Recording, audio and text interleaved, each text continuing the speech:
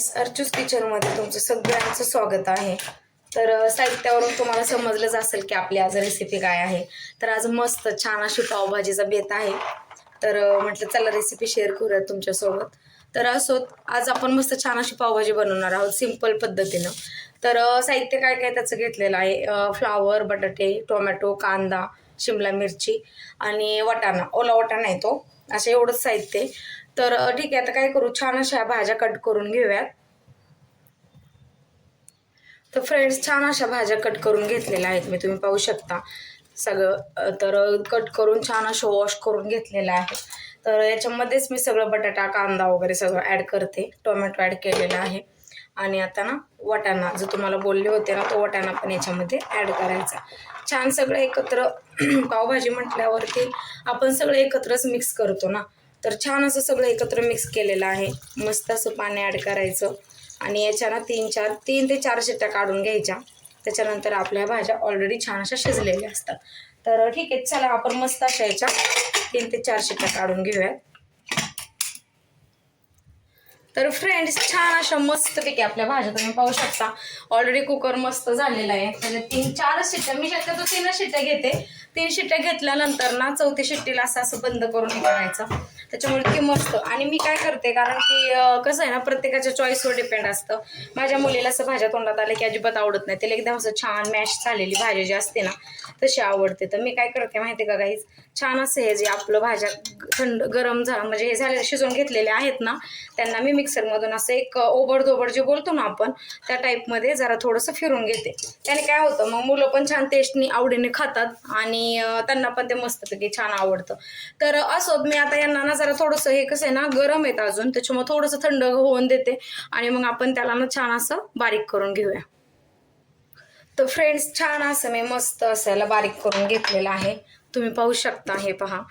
तर आता आपण ना मस्त अशी भाजी बनवायला घेऊयात. तर त्याच्यासाठी मी काय घेतलेले माहिती आहे का, पावभाजी मसाला घेतलेला आहे. एक 10 रुपयाचा मसाला जो मिळतो ना पावभाजी, तो पूर्ण, आणि धने पावडर आणि गरम मसाला बस, आणि थोडासा कांदा.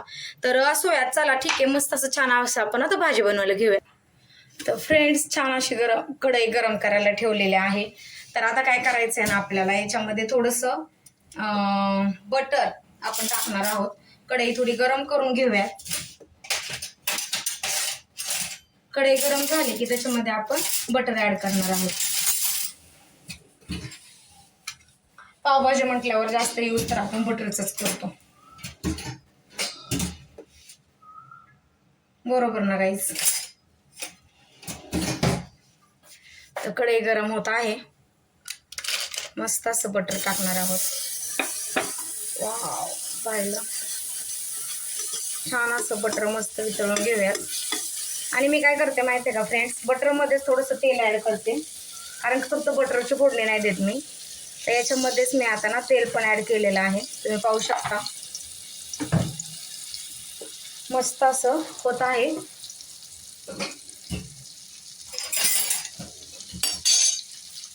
आता काय करायचं, नॉर्मलशी मोहरी वगैरे काही टाकायचं नाही, फक्त थोडंसं जिरं टाकते मी.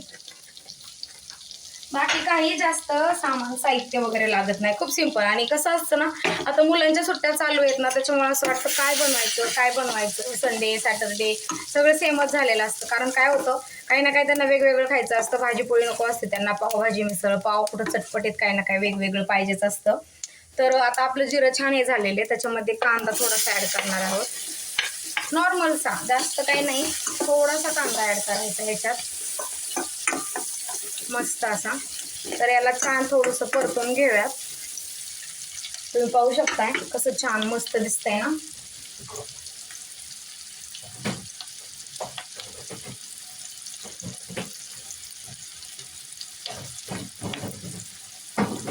आणि त्याचा सुगंध पण खूप छान सुटलेला आहे, पाहिलंच ना.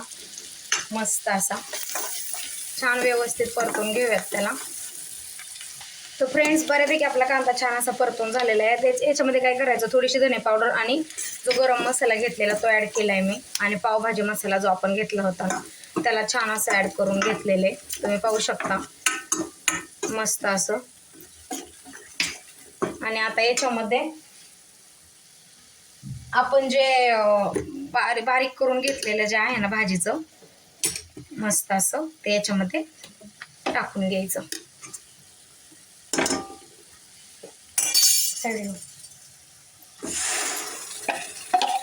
परफेक्ट.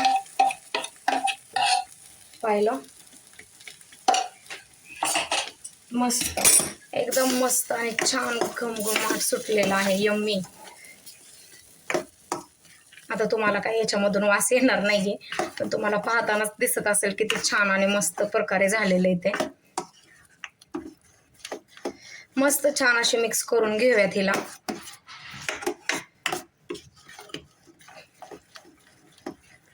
व्यवस्थित एकजीव करून घ्यायचे सगळे मसाले वगैरे ऍड करून. गार्निश साठी थोडीशी कोथिंबीर ऍड.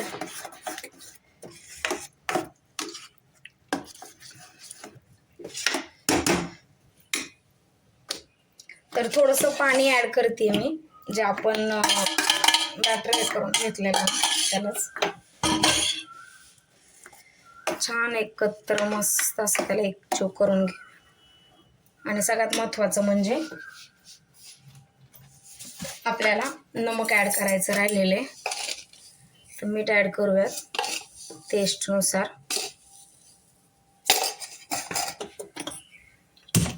उडल बेटा अंगवते. आता ह्याला मस्त छान असं एकत्र करून घेऊयात.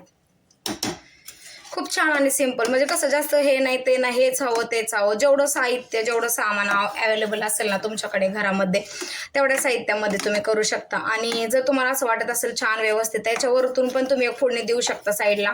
तडका पॅनमध्ये मस्त असं छान गरम करायचं, तेल वगैरे टाकून, आणि एक छान अशी वरून फोडणी दिली ना तरी पण होऊन जातं. पण मला वाटत नाही त्याची काही गरज आहे म्हणून. कारण कसं होतं, आपण जे ऑलरेडी भाज्या मिक्स करून घेतलेल्या असतात ना, मसाला वगैरे तर तो ऑलरेडी ह्याच्यामध्ये सेट झालेला असतो. तर तुम्ही पाहू शकता आपण छान असं मीठ पण याच्यामध्ये ऍड करून घेतलेलं आहे. आता काय करायचं, वरून याच्यावर थोडंसं नाही, भरपूर म्हटलं तरी बटर टाकून द्यायचं छान असं. हे अशा प्रकारे. आणि आता हिला आपण एक छान मस्तपैकी शिजवून घेऊया, एक उकळी काढून घेऊया त्याची. मग आपली भाजी तयार आहे. तर फ्रेंड्स, छान अशी आपली मस्त पावभाजी तयार झालेली आहे. तुम्ही पाहू शकता इतका छान मस्त सुगंध सुटलेला आहे. तर छान असे पाव पण गरम करून घेतलेले आहेत मस्त असे. तुम्हाला जर माझी रेसिपी आवडली असेल सिंपल आणि छान, तर प्लीज माझ्या चॅनलला लाईक, शेअर आणि सबस्क्राईब करायला विसरू नका. पुन्हा एक छान आणि नवीन मस्त रेसिपी घेऊन तुमच्यासोबत शेअर करेल. तर भेटूयात नंतर रेसिपीमध्ये. बाय.